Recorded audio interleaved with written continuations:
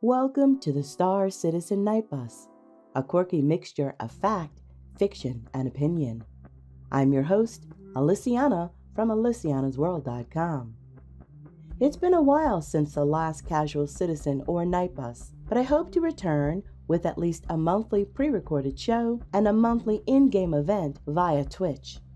In this episode, I'm going to discuss my excitement for the new faces that have joined the Star Citizen streaming family since the anniversary event, the magic of Hurston, revisiting Stanton lore for new listeners, and a new piece of fan fiction. Please sit back, relax, and enjoy. The Nightbus is exiting stasis. Please secure all personal items. Departing the station in 3, 2, 1. New faces. I didn't partake in this year's anniversary sale. With the fleet I've amassed over the years, it's going to take a specialized ship to pique my interest enough to swap in something new. Note, swap in. I've hit my ceiling on purchases. I know, like many others I've said that before, but this time I actually mean it. What I have engaged in as a result of the sale and the free fly is the influx of amazing new streamers and players.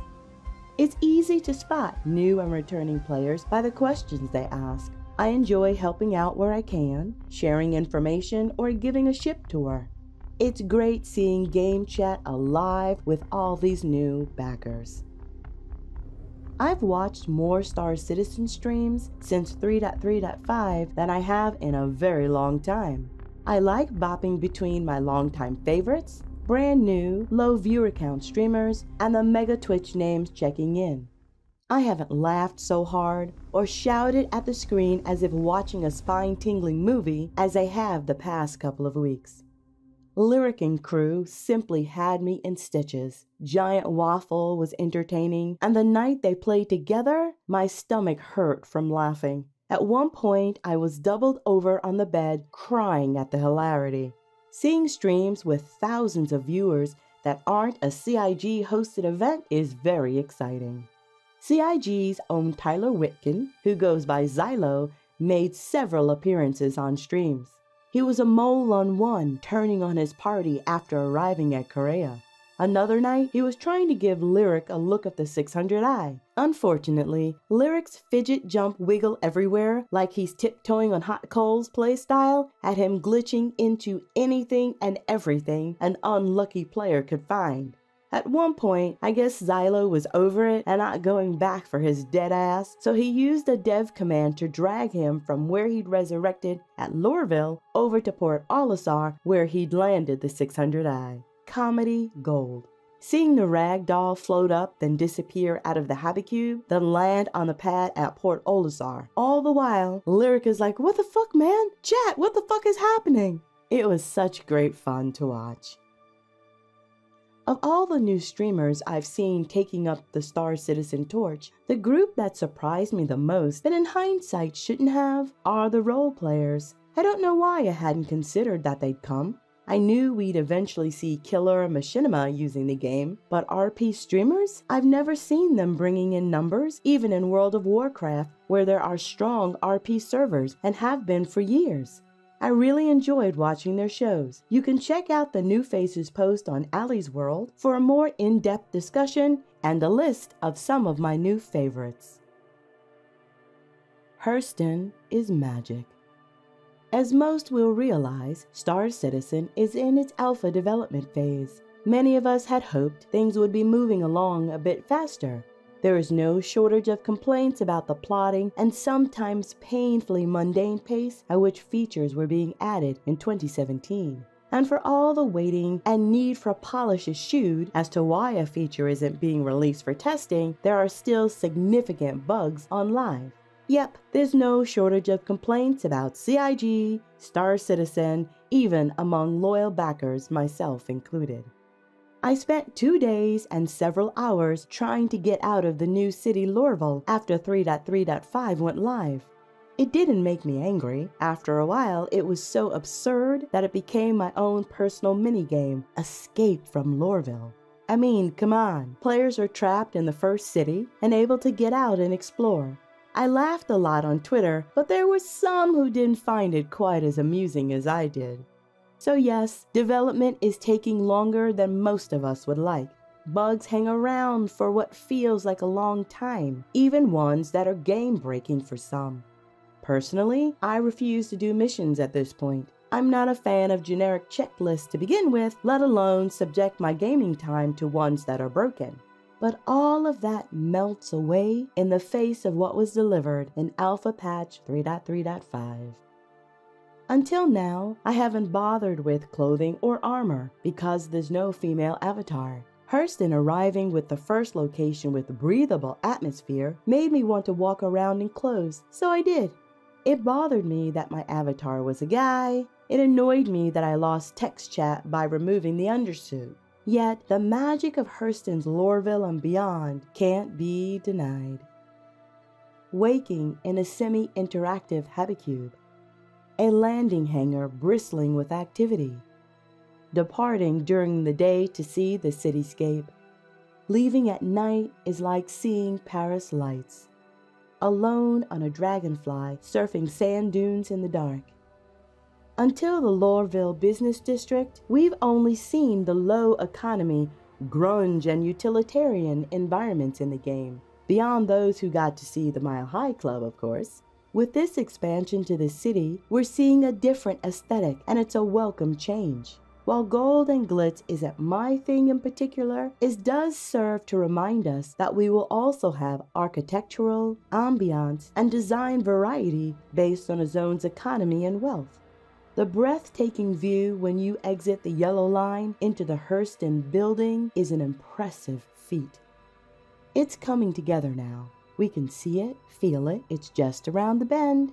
This is magic. What they're doing is extraordinary. It's why we keep believing this is Star Citizen. Revisiting Stanton lore. When we consider the crowd-funded scope for Star Citizen, there are 100+ star systems planned. The persistent universe we're currently enjoying as part of the Alpha is the Stanton star system. It contains 4 super-Earths: Hurston, Crusader, ArcCorp, and Microtech. Stanton's biome diversity is one of the reasons it was selected as the starting point for the persistent universe development. Stanton was originally discovered by independent explorers. Although the details are fuzzy, most agree that the star system was discovered by a free agent trader. Word of mouth spread the tale of a system that contained 4 super-Earths. Pirateers moved in to capitalize on this extremely rare find. Planets of this size, all within a wide green zone, is unusual in and of its own right. Combined with the large variances in planet ecologies, even more so. When the existence of Stanton came to the attention of the UEE, they moved in quickly to claim eminent domain. The official reason was to protect and extend nearby jump lanes. Unfortunately, the original settlers of Stanton hadn't formalized their colonization by filing the necessary paperwork. Largely made up of homesteaders, prospectors, and survivalists, the local populace had no legal rights to Stanton and certainly were not in a position to dissuade military forces when they arrived. The uniqueness of the system and the potential resources notwithstanding, the UEE was in the midst of huge economic struggles. A down economy from a 100-year colonization drought, the UEE could only afford to do the bare minimum to claim its new prize. Naval engineers performed a small amount of terraforming, and underfunded military outposts were established. Lacking funds to do more, Stanton wasn't developed further, at least not by the UEE. Eventually, the decision was made to sell the system piecemeal to the highest bidders. Large corporations were discreetly contacted and asked to bid on whole planets. It's believed that the winners must have bid trillions to acquire the rights. The winners did the corporate obvious, naming the planets after their companies: Hurston Dynamics, Crusader Industries, ArcCorp, and Microtech. As of Alpha 3.3.5, the persistent universe was expanded to include the first of Stanton's planets, Hurston, its moons, and capital city, Loreville. Unlike the locations we've seen thus far, Hurston contains multiple biomes. There are also bodies of water and underground bunkers. While Loreville is still incomplete, it's a must-see that introduces a working railway system and habicubes with interactable objects. More locations are being added over time. The addition of Hurston brings the landing sites to 1 planet, 7 moons, 2 asteroid-based locations, 1 starbase, and 2 space stations. This doesn't include Cryastro fueling and repair or the various truck stops located around Crusader and Hurston. It's worth noting that Delamar's presence in Stanton is temporary. Delamar belongs in the Nix system, a dangerous, unclaimed star system. However, it was placed in Stanton for testing purposes when its Tier 1 development completed. You can find a more in-depth overview of Nix on my YouTube channel. A Day in the Life. Welcome to what will become a recurring segment on Nightbus. A Day in the Life is a fictionalized retelling of an actual in-game event, where I set off for the evening with completing a particular task in mind, and turn whatever the outcome might be into a piece of fiction. I'll rotate these shorter stories in between the longer fiction I have planned, and other standalone sections. Let me know in the comments if this kind of content piques your interest. I have mining and passenger transport planned next. A small crowd gathered around the makeshift food truck hovering just off pad A00. Port Olisar, the aging starbase stationed in the trade lanes above Crusader, was coming to life. Local cargo haulers, miners, and small service crews called the dilapidated 2-story 4-strut structure home.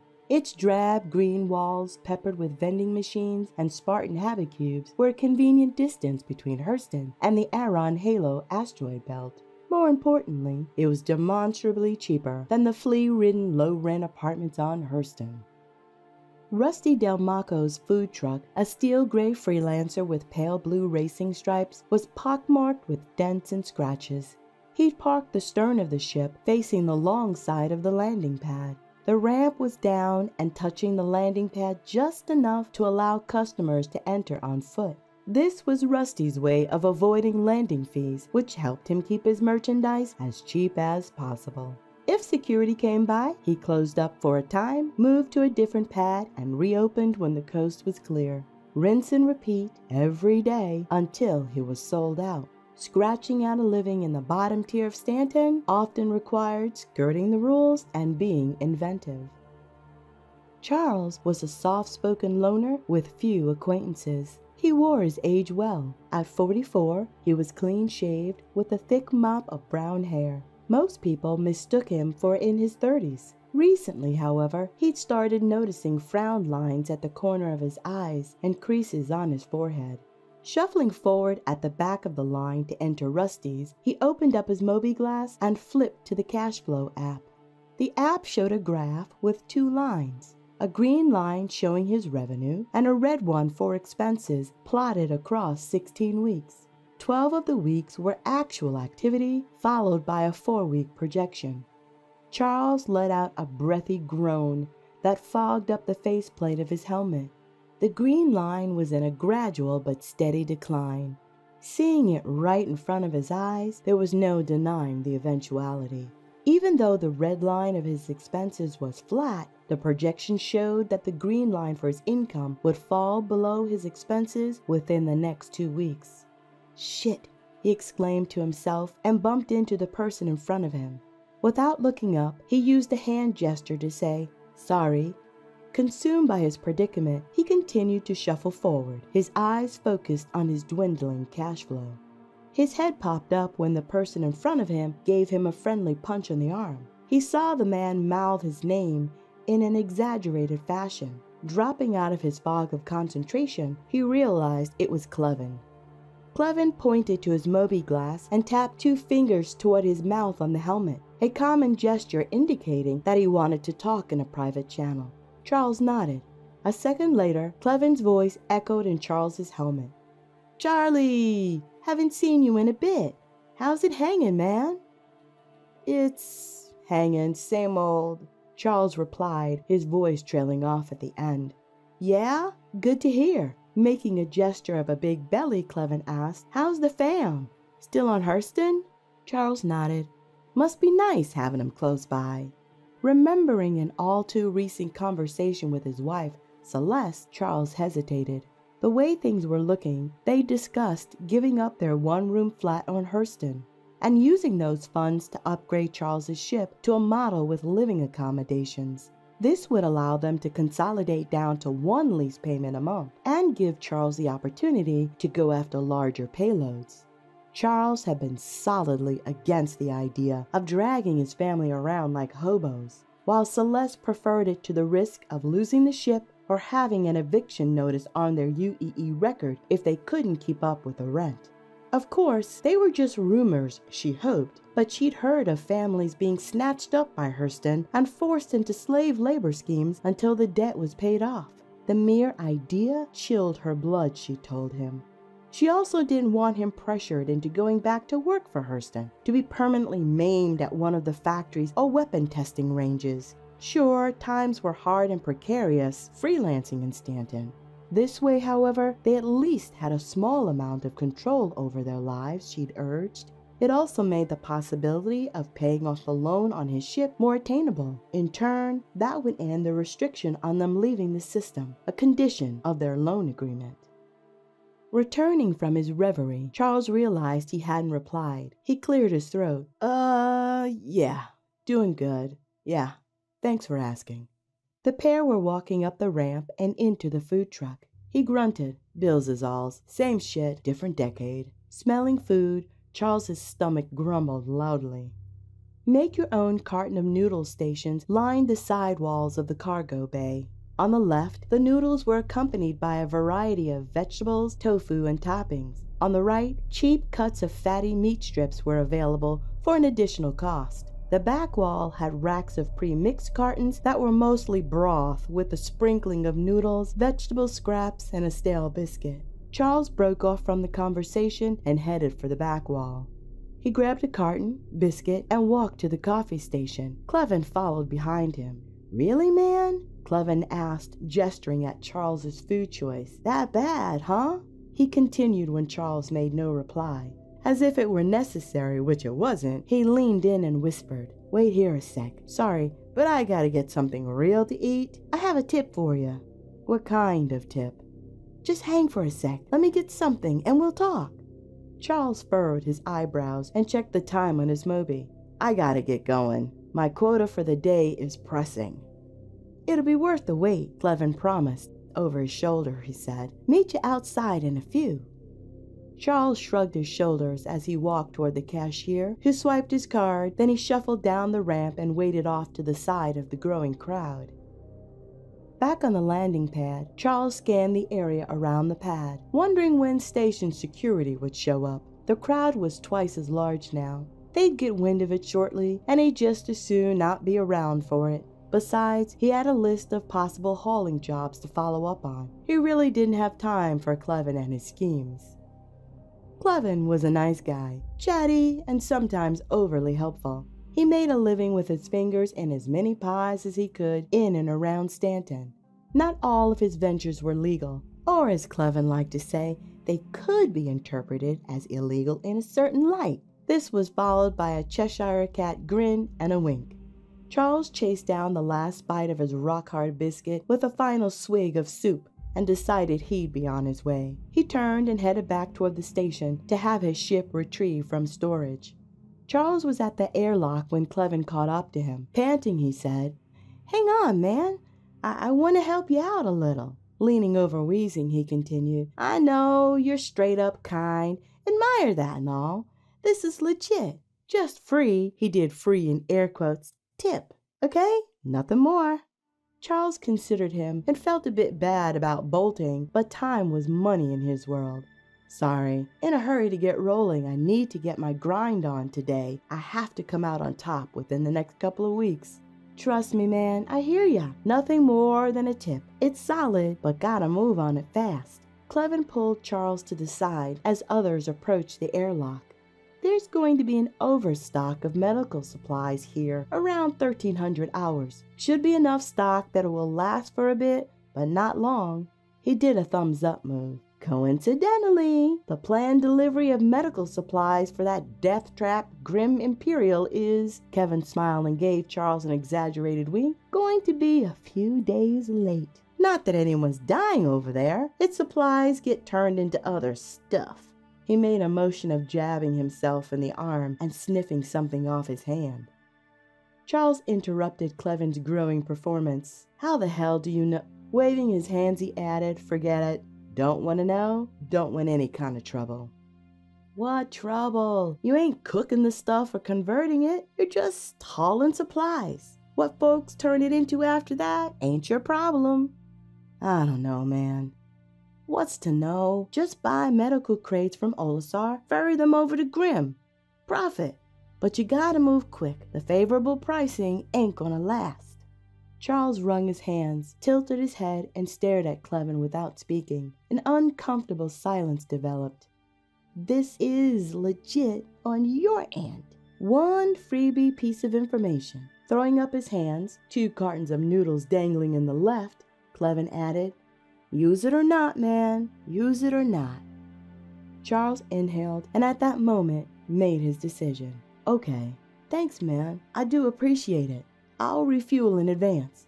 He checked the time again. Maybe see if I can find a quick side run since there's time.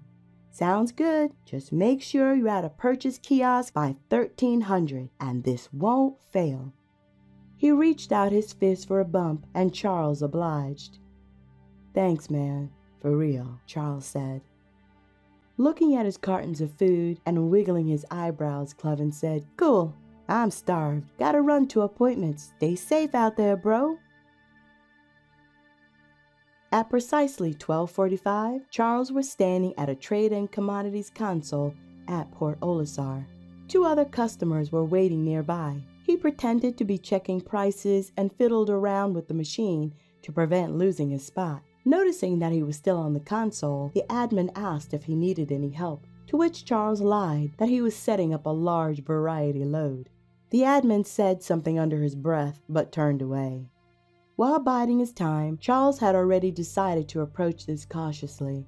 He couldn't afford to take a loss of any kind. He scoured news feeds and commodity tickers, checking the buy and sell prices for medical supplies over the past 90 days. This gave him a fair idea of whether or not he'd buy at the time that the surplus showed up. He started perspiring a bit in his suit. It wasn't a common practice to be helmeted up while inside the station. Today, however, he wanted to be ready to race his ship over to the pickup landing pad if things worked out. At 1300 hours, he refreshed the terminal data and checked commodities for sale. His jaw dropped open. It was there. Crates of medical supplies, 25% lower than their recent historical pricing. He inhaled and cautioned himself that he still had to get a favorable buy price, which he couldn't ascertain with 100% certainty until he was actually at Grimhex. With this in mind, he put in a modest purchase order of 15 standard cargo units. After confirming payment, he ran at full speed to his ship. His cuddy was already sitting on landing pad B02. He tipped a flight training student to sit in the cockpit and keep the ship flight ready. He had also given instructions that if the air control tower sent a message that he had to move off the pad, to strafe the ship sideways off and wait there. As luck would have it, traffic around Port Olisar was slow today, and his ship was right where he'd left her. He lowered the back ramp and jogged to the cockpit, his boots pounding out his arrival. Dispensing with politeness, he spoke quickly into the comms channel he had the kid turn to. Thanks, kid. Time to go. Immediate liftoff. A muffled voice replied, Got it, as they squeezed past each other in the mid-cabin, one racing in, the other racing out. Charles zipped the ship over to the cargo loading dock and was first in line. He gave the foreman his purchase order code, and 6 drones began loading his ship. Getting the cargo on board and dust-off happened in record time. Within 10 minutes, the crates were on board, and he was setting his quantum drive to Grimhex. The ship's computer having identified a clear path to his destination, it rocketed deftly through the asteroids surrounding the partially abandoned station. Charles tried to relax a bit, but he couldn't. His stomach churned at the possible outcome if the buy price wasn't at least at its historical norm. He couldn't let his mind drift there. For now, he had to stay focused on the task at hand, the first of which was to arrive at his destination unscathed. The ship exited Quantum with a sonic boom. A burst of crackling white light rippled the space around it. The Cutlass Black hovered in space, its repose an in-flight bird of prey. His finger already poised over the control, Charles pinged the area for nearby ships and activated his defensive warp stabilizer to reduce the chance of being interdicted before he reached the station's air defense turrets. They were poised to nuke any ship that came near the station armed. Sure, there were pirates, but the station needed a modicum of decorum in order to conduct business. The only ship on the radar returned was the vector image of the junk-in-the-trunk bumblebee-shaped Herald approaching a landing pad. Excellent, Charles whispered to himself as he activated boost and shot toward the landing pads like an arrow. No time for landing permission or being placed in a hangar. He landed directly on a pad for cargo delivery. He'd pay the small fine or tip someone to forget the incident entirely. It was Grimhex after all. After setting her down fast and sloppy, Charles bolted toward the airlock. After entering the burrowed-out asteroid-turned-space station, he never broke speed and wound his way through the dark and dank interior. Charles burst through the doors of the admin's office like a lunatic, drawing a condemning stare from the young female behind the counter. Her opinion counted for nothing as he raced to the closest console. He held his breath while initiating a buy request.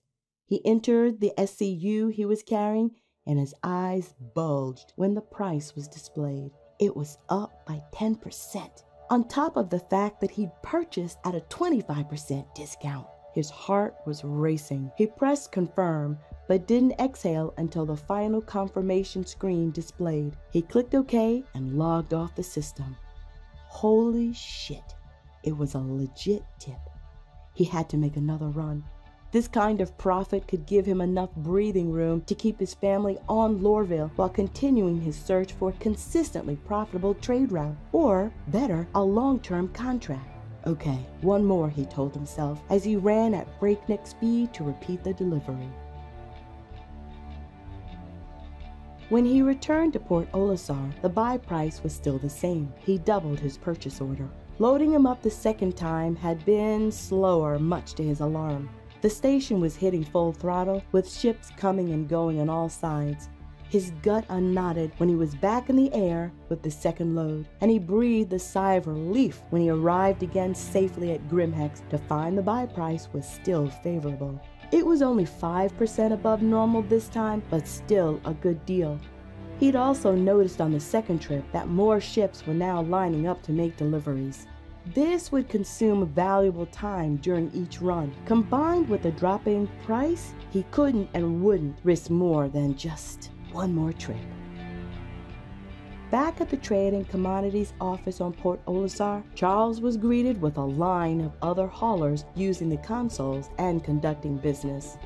It was 1600 hours at this point, each trip taking roughly an hour there and back. The admin office was now in full swing. He fidgeted in line, constantly peeking to the left and the right of the people ahead of him, screaming inside his head for everyone to hurry the hell up.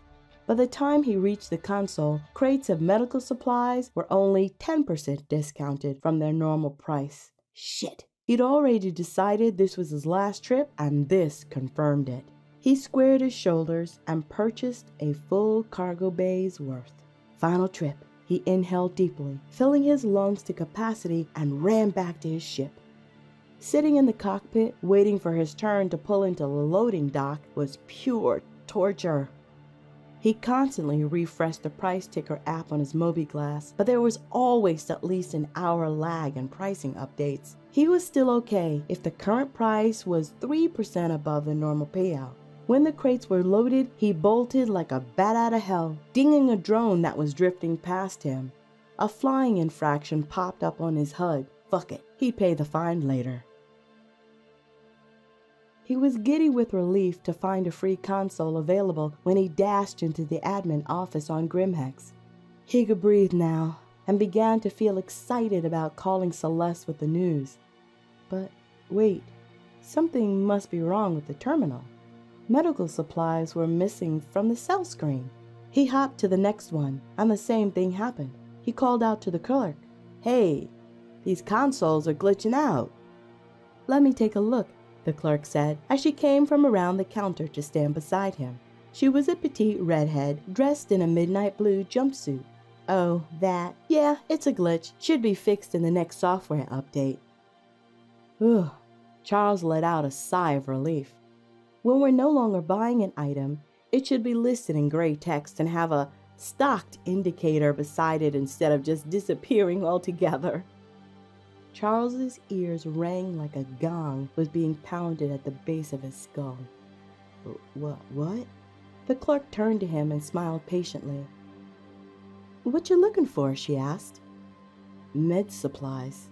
"Oh, those are definitely stocked. We won't be buying again for a few. Even then, it'll be at the lower side of pricing." Walking back around the corner, she added, "We had a crazy run on those today for some reason. Really odd.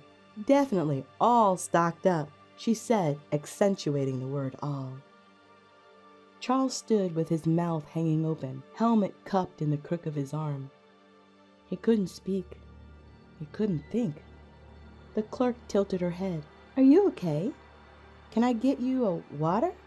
Without waiting for a reply, she walked to the small fridge on the far wall behind the counter. Her head poking inside, she said, "What about a juice? Yeah, that'll probably do ya." Returning to the counter, paper cup in hand, I know how you guys forget to eat and hit low blood sugar. When Charles didn't reach for the cup himself, she placed it in his hand. "My dad was a holler. Happened to him lots." She smiled, as though thinking about her father was a fond memory. "You should sit for a bit." Charles backed into one of the chairs lining the back wall and fell into it without looking. He had no words. He wasn't sure he could keep the cup of whatever he was holding down. He drank it all the same, thinking she might go away if he did. He needed silence. Silence. Breathe in, breathe out, he told himself. Yes, you're okay. Keep breathing. Flex your eyes and focus on the floor. Yeah, okay, the room's not spinning anymore. Through his haze of panic, Charles heard the echo of footsteps, a new voice speaking, followed by the clerk's voice. More footsteps, another voice. People moving around the small room, coming, going. Life moving on. The end. Thanks for tuning in to Star Citizen Nightbus Episode 8. I hope you enjoyed your time here and will visit again. Your comments and feedback are welcome. Please be kind and fly safe. This is Aliciana signing out until next time. The Star Citizen Nightbus is re-entering stasis. Please disembark. Hibernation sequence begins in 3, 2, 1.